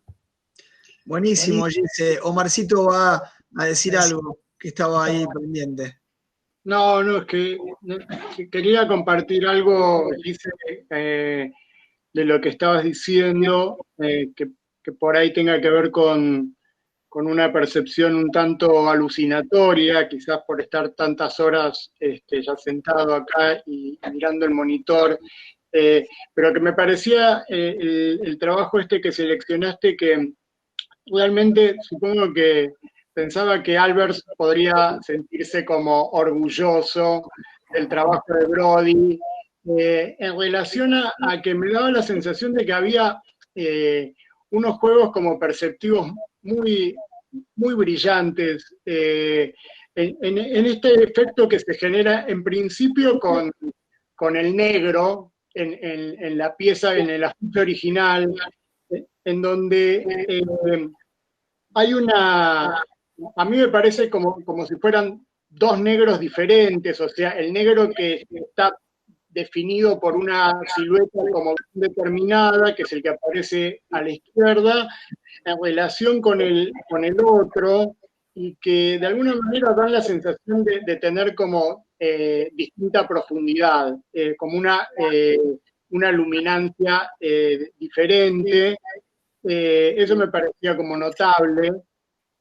Y otra cosa que me parecía como muy interesante del encuadre que vos habías hecho, el último que marcaste, en donde cómo funciona perceptivamente ese gris, ¿no? Que el gris en el encuadre que vos haces, para mí se vuelve como, se tiñe como de algo de rojo, y en cambio en el afiche original lo veo como como un gris más frío, ¿no? Como si fuera como hacia los azulados. Bueno, no sé, quería compartir un poco con todos algo que me parecía que estaba en relación con esto de la relatividad de cómo percibimos el color de acuerdo al contexto, nada más. Es muy bueno lo que Muy planteaste. bueno, Mar. Muy bien. Muy bueno, Mar. Clarísimo lo que planteaste. Bueno, vamos a ir, si esto se entendió, este movimiento, vamos a ir a la presentación que va a hacer Estela del próximo ejercicio, es decir, del próximo movimiento que ustedes van a llevar adelante a partir de la corrección de este que pasó en la nueva acción venidera. Entonces, Estelita, por favor. Sí, estaba tratando de leer lo que aparece ahí en la pantalla porque lo tengo súper chiquitito y se me vuelve como imposible. Rota el teléfono, Estelita, el otro día me di cuenta que muchos rotan el teléfono para verlo en horizontal. Sí, Si no sí, querés después lo leo, si no, hablábamos de pasaje y contraste. léelo y después sigo yo. Hablábamos de pasaje y contraste y algunos, digamos, tips o situaciones que hay que considerar dentro de este movimiento, ¿no? Organización espacial y transformación cromática de intervalos, modulación de intensidades, un poco todo el día de hoy estuvimos hablando de lumínica y cromática, y los límites del color, ¿no? Si son unitivos, suaves, cercanía, o separantes, duros, lejanía. Son dos referentes de cómo se manejan estos espacios de relación, ¿no? Bien, por un lado me parece acá fundamental y clave aclarar la palabra intervalos. Piensen que los pasajes que ustedes van a estar proponiendo son pasajes donde de alguna manera hay saltos entre colores plenos, ¿sí? Nosotros les estamos pidiendo en la consigna colores plenos. Entonces, hay que estar muy atentos en esos intervalos, en el salto de color a color, la relación también con el siguiente para lograr cierta continuidad y que se vuelva a rearmar ese plano. Esto me parece importante dada la técnica y la modalidad en la que vamos a estar trabajando. Tal vez hay otras maneras de poder modular el color, pero nosotros no lo estamos proponiendo en el ejercicio. Entonces, bueno, por un lado me parecía importante eso. Por otro lado, el pensar el tema de los límites del color como cercanía o lejanía, de acuerdo a si son límites blandos o duros. Los límites blandos tiene que ver con esto, eso lo dice Albert, ¿sí? Eso de los límites blandos y duros, y que habla de una organización espacial a partir de esos límites. Dice que cuantos más blandos nos dan idea de cercanía y cuanto más duros, nosotros hablamos de allá, de lejanía. Si bien siempre estamos pensando que es una propuesta de organización espacial que no tiene que ver con la realidad. Esto también me parece que la construcción de un espacio gráfico, eso que insistíamos tanto en el primer cuatrimestre, está bueno que lo sigan aplicando ahora para este cuatrimestre. Bueno, pasamos a los colores. Lo primero que quiero aclarar es que costó mucho sacar las fotos, no tiene nada que ver, estos supuestamente eran pasajes, si bien yo en la foto veo en la horizontal del medio, veo ciertos cortes entre el primer verde y el resto de los que siguen, y una cierta oscuridad que no debería estar presente ahí. Esto lo quiero decir para que traten de alguna manera en imaginarse y ajustar ustedes ópticamente lo que no pude lograr con la toma fotográfica.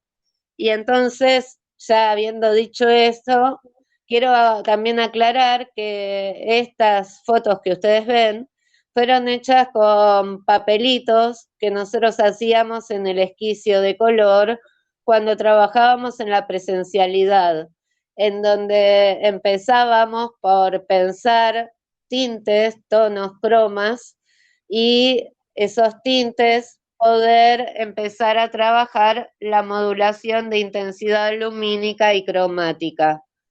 A partir de los papelitos que yo tengo dando vuelta en mi casa, que siempre junto porque me parece que de año a año aparecen nuevos colores, otros se repiten, pero aparecen siempre algún color que no estaba. Entonces, bueno, quise trabajar con los mismos papelitos que tenía. En la primera de todas, la de arriba, horizontal, lo que quiero decir es que me van a escuchar hablar de tonalidad y de intensidad cromática y de intensidad lumínica. ¿Por qué? Porque yo puedo estar trabajando con la intensidad cromática manteniendo la tonalidad o modificando la tonalidad. Ahora voy a explicar eso gradualmente.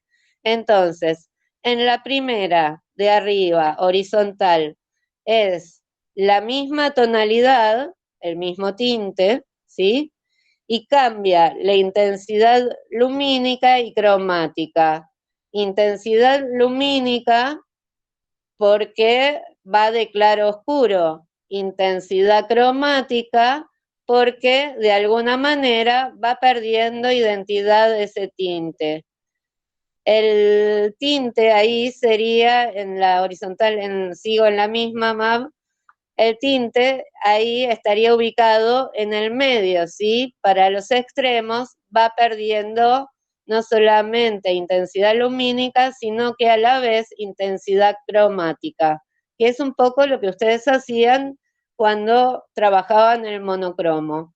Vamos a la de abajo. Acá sí vamos a ver variación tonal y lo que vamos a ver es que cambia la intensidad cromática, para el medio se pierde, en los extremos la intensidad cromática es mayor y la intensidad lumínica, si no me hubiese fallado la toma fotográfica, debería ser en principio la misma, debería mantenerse el valor medio mezclando el verde y el rojo, que son dos colores que tienen la misma intensidad lumínica. Espero que me sigan, si no cualquier cosa después preguntan. Por ahora sigo avanzando para que no se pierdan. El tercer caso horizontal que vamos a estar viendo, hay variación tonal, ¿sí? Pero esta vez se mantiene la intensidad cromática y se modifica la intensidad lumínica.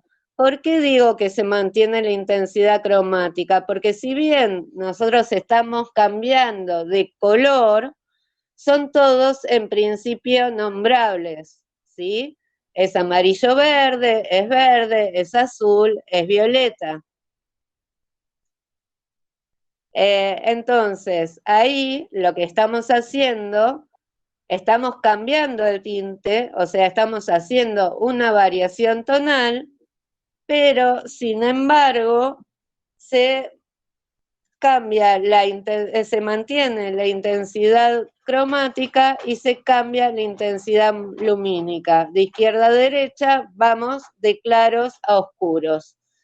En el ejemplo pequeñito que está de manera vertical, es simplemente un ejemplo parecido al de verdes y rojos, de complementarios, pero esta vez cruzándolos directamente sin ir por el borde del círculo, o sea que en el medio vamos a estar perdiendo de alguna forma esa intensidad cromática porque perdemos el nombre. pero también estamos cambiando la intensidad lumínica. ¿Por qué? Porque el violeta y el amarillo son de valores diferentes. El amarillo es un valor alto, el violeta es un valor bajo. Todos estos son distintos posibles pasajes. Vamos al siguiente. Contrastes. Acá lo que hice fue dar vuelta un poco las escalas que había mostrado antes, ¿sí? Cambié la disposición, puse lo que estaba en los polos, lo llevé al medio. Entonces, en la primera horizontal, lo que vamos a ver es que van a haber pasaje entre los dos primeros, un contraste de cambio de intensidad lumínica, mantiene la intensidad cromática, porque en definitiva tanto el oscuro como el claro son difíciles de nombrar, y después nuevamente recuperamos el pasaje. En la siguiente hice la misma operación, puse los polos en el medio. ¿Y qué encontramos ahí? Que se encuentran el rojo y el verde con una misma intensidad cromática y una misma intensidad lumínica. ¿Sí? Sin embargo, son tintes claramente diferentes, pero tienen las mismas cualidades. Y para los extremos, para el rojo se ve mejor que hay un pasaje, para el verde no se estaría viendo el pasaje que en los papeles se veía. Vamos al de abajo. Y entonces, en ese, vamos a ver que en el medio hay un pasaje de los verdes a los violetas, en el medio hay un corte, hay un contraste en donde se modifica la intensidad lumínica y se mantiene la intensidad cromática. Y después, nuevamente, hay un pasaje que no se ve como tal porque los intervalos no están parejos, ¿sí? Si vemos en los tres verdes que están al final de la tira, vamos a ver que hay dos que se pegan más y uno que se separa. A eso es a lo que me refiero cuando hablo de intervalos, y que cuando uno busca cierta continuidad, tiene que estar atento a la diferencia, al salto entre color y color. En ese caso de vertical, simplemente puse el amarillo al lado del violeta, y entonces ahí cambia la intensidad lumínica, se mantiene la intensidad cromática, y cuando estaba haciendo esto y ya le había mandado las fotos a Mabel, me di cuenta que faltaba un ejemplo, que es en donde falta que se mantenga la intensidad lumínica y que cambie la cromática. Que sería si yo puedo ubicar uno de estos papeles, por ejemplo, de verde con poca intensidad cromática, al lado de un rojo de mayor intensidad cromática, manteniendo el valor, manteniendo la intensidad lumínica. Eso me faltó, perdón, pero quiero decir que es otra posibilidad. Bueno, hasta acá un poco explicando con estos papelitos la idea de pasaje y contraste. Lo primero que quiero hacer es preguntarles si entendieron algo, si hay dudas, antes de largar la consigna. Sé que es tarde, pero bueno.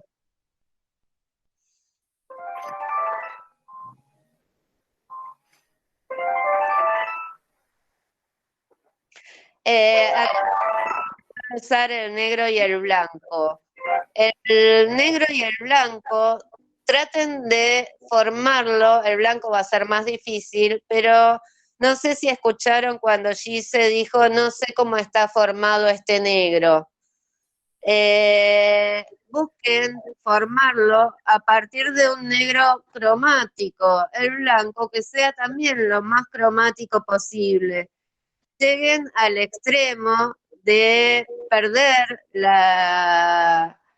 la intensidad cromática y llevar al máximo la intensidad lumínica, como para que ese color de alguna manera pierda identidad y se transforme de alguna manera dentro de la pieza en un posible negro, en un posible blanco. No sé si alguien quiere agregar algo.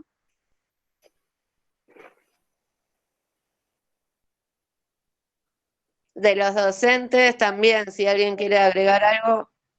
No, sí, bueno, ante tu llamado, que es muy difícil de pensar que hay un blanco que no tiene cromaticidad, porque siempre está afectado por alguna cuestión. En la pantalla tal vez el ideal es más fácil, porque uno lo puede seleccionar, pero si miramos a nuestro alrededor, siempre el blanco está afectado por una cromaticidad, ya sea porque refleja otro color, por las condiciones del ambiente.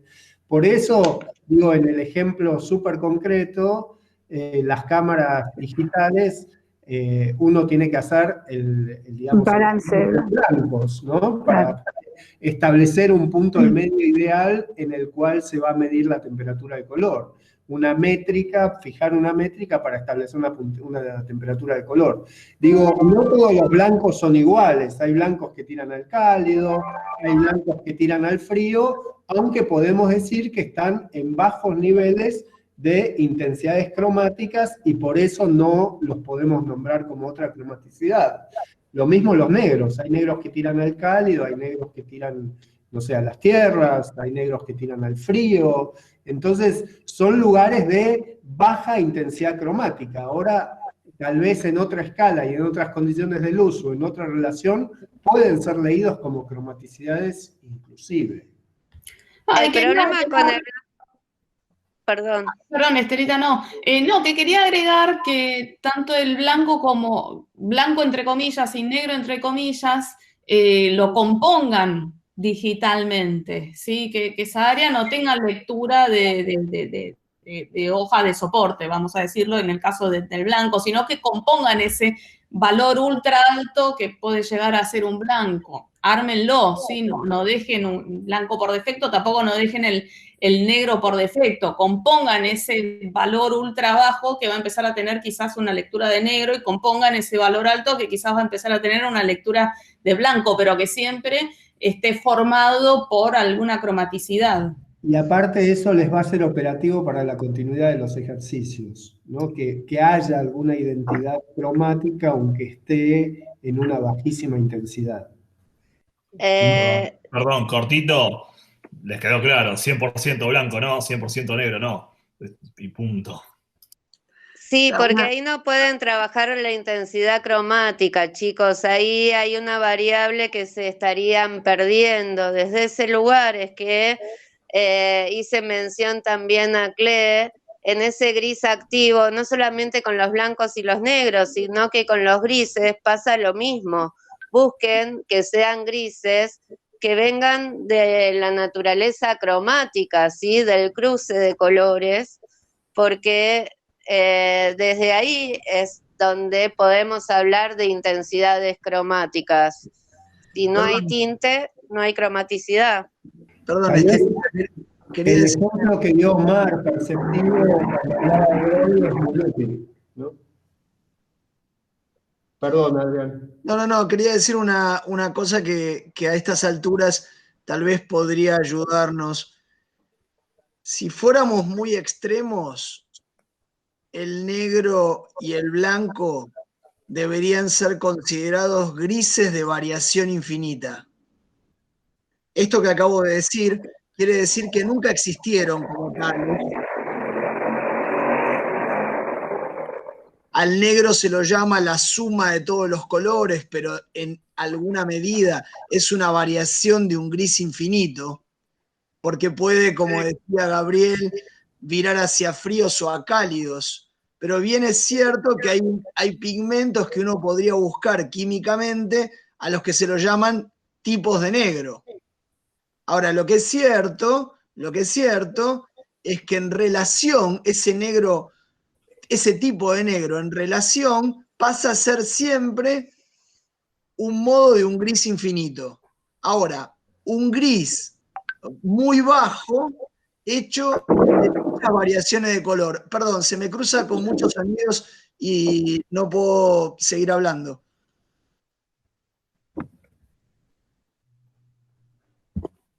Bueno. ¿Quieren Sí, que baje el trabajo? Sí, yo diría que sí, porque así, si hay alguna duda. Perdón, yo tengo una consulta que me surgió justamente cuando intenté hacer el trabajo anterior. La verdad que se me dificultó y lo terminé no entendiendo, pero o sea, voy a tratar de rehacerlo y ver cómo surge. Lo que a mí me costó entender es, veo que el análisis de la toma seleccionada más o menos comparte con las características o el pedido de análisis del trabajo anterior. Me costó identificar a qué se refiere con ubicación y cantidad de tintes, analizar vecindad, extensión, organización espacial y transformación cromática. No entendía a qué tipo de análisis tenía que hacer sobre la foto seleccionada. En el trabajo anterior estuvimos hablando, yo sé, Jorge, que vos llegas tarde a las clases, podemos aclarar esas dudas por mail o de alguna otra manera. Si los demás tienen dudas sobre esto, no tengo problemas, pero no me quiero extender en dar la consigna a todos los compañeros. No, yo lo consultaba más que nada porque también consulté en el WhatsApp y como que nadie sabía exactamente qué había que hacer con ese análisis. Por eso decidí plantearlo acá en la clase. Bien, no, con respecto a la distribución tiene que ver cómo ustedes proponen el color dentro de la pieza, si está todo sectorizado en un determinado lugar o si está distribuido. Lo que pasa es que como hablamos bastante hoy sobre eso, es que en principio si quedan más dudas, no tengo problema. Si ya lograron entender lo que estuvimos hablando durante la clase, avanzo. Sí, porque en realidad tiene que ver también con la operatoria del esquema estructural en la lámina síntesis, porque es una especie de integración del esquema estructural y de la ubicación y cantidad de tintes en relación a ese esquema también, y a ese análisis.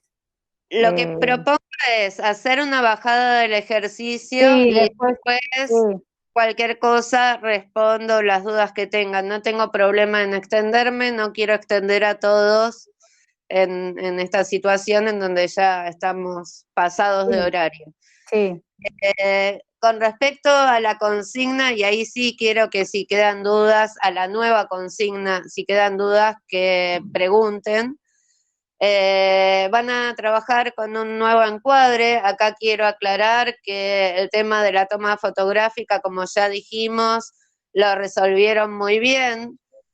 Como observación, digo que tomen en cuenta los niveles de lectura al hacer la toma fotográfica, porque eso les va a facilitar poder elegir más de una lectura para poder cambiar.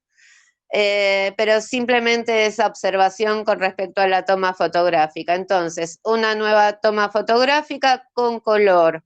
Eso lo van a analizar. Acuérdense que si hubo malos entendidos, con lo que van a estar trabajando en las dos piezas digitales va a ser con la lámina síntesis, producto del mapeo y del esquema estructural, pero por sobre todas las relaciones, las del esquema estructural no deberían perderse. El mapeo nos sirve más para los pesos compositivos. Acuérdense lo que dijimos con respecto a la fragmentación, a las observaciones que estuvimos haciendo hoy con respecto a las piezas que ustedes produjeron. Y bueno, la primer pieza digital, en principio, es como la anterior, es tratando de transcribir la toma fotográfica de esa pieza digital, tratando de respetar la paleta y la lectura, obviamente, porque al respetar la paleta y los pesos compositivos y todo, se va a estar respetando la lectura. Y en la segunda pieza digital, el objetivo nuevamente es cambiar el recorrido visual y la forma de hacerlo es manteniendo los tintes en su lugar y modificando tanto intensidad lumínica como cromática.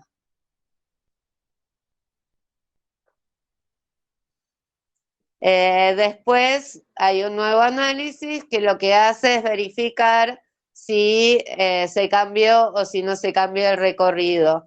Para el recorrido, sugerencia que hago para cambiar, piensen en la totalidad de las piezas y cuál es la dirección dentro de ese recorrido, más allá de las vueltas que den, cuál es la dirección que predomina dentro de la composición, y esa dirección y el punto de pregnancia, de alguna forma, traten de modificarlos.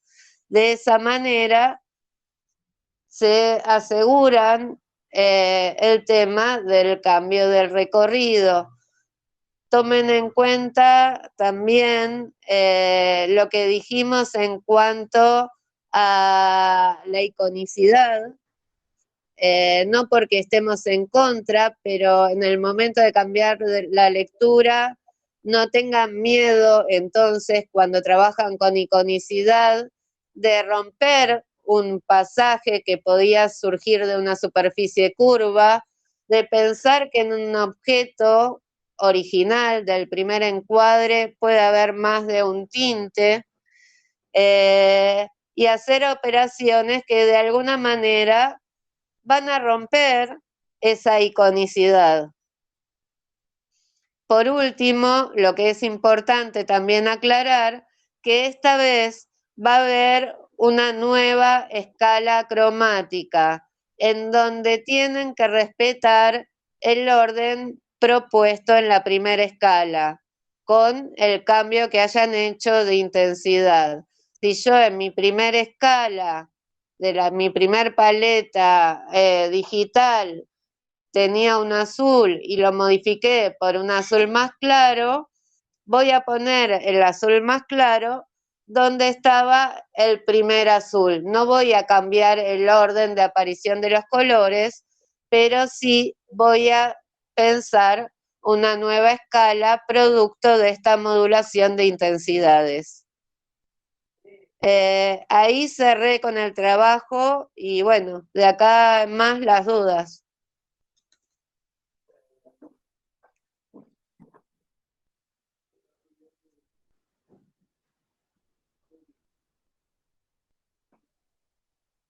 Buenísimo, gracias. Está todo subido a la página, igual cualquier cosa están ahí. Ahora les abro para que vean, así ya tienen. Va a haber dudas que surjan cuando lo estén haciendo. Lo que siempre insisto, no se paralicen, hagan igual y saben que después hay una corrección y una reflexión sobre lo hecho.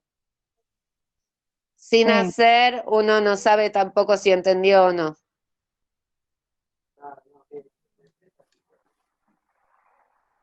Gracias a ustedes por bancar. Bueno, gracias chicos. Bueno, bastante importante la clase de hoy y bastante completa, creo yo.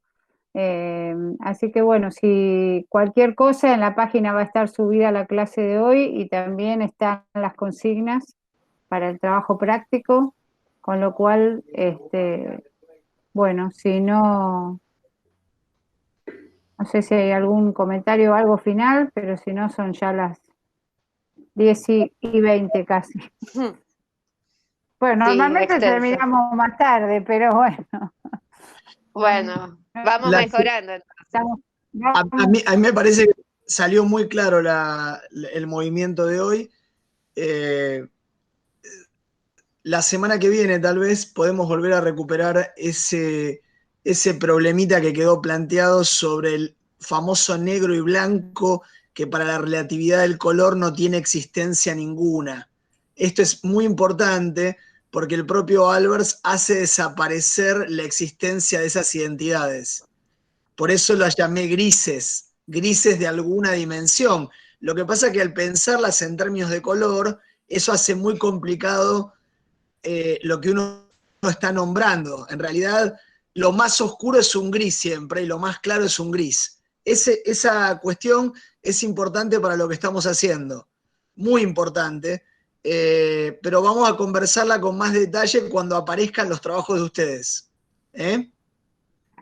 Claro, Thais, eso que se dice luz o suma de todos los colores para nombrar a uno o al otro es justamente una teoría muy compleja, porque luego en la relatividad del color, la suma de la luz o la suma de los pigmentos en realidad dan grises de algún tipo.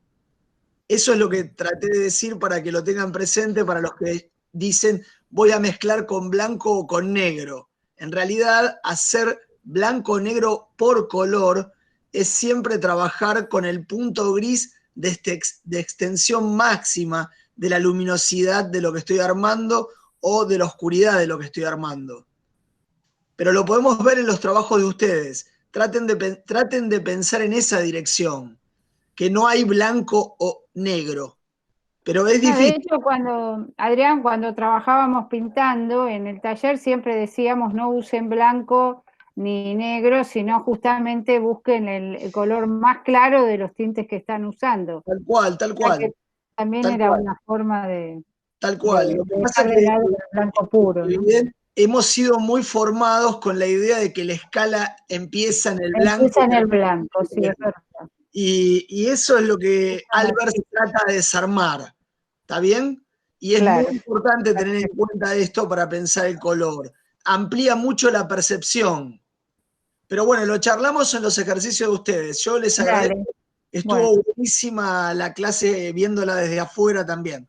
Así que nos vemos. Buenas noches a todas y todos. Buena semana. Chao. Buena semana. Chao, hasta la próxima. Chao, buenas noches.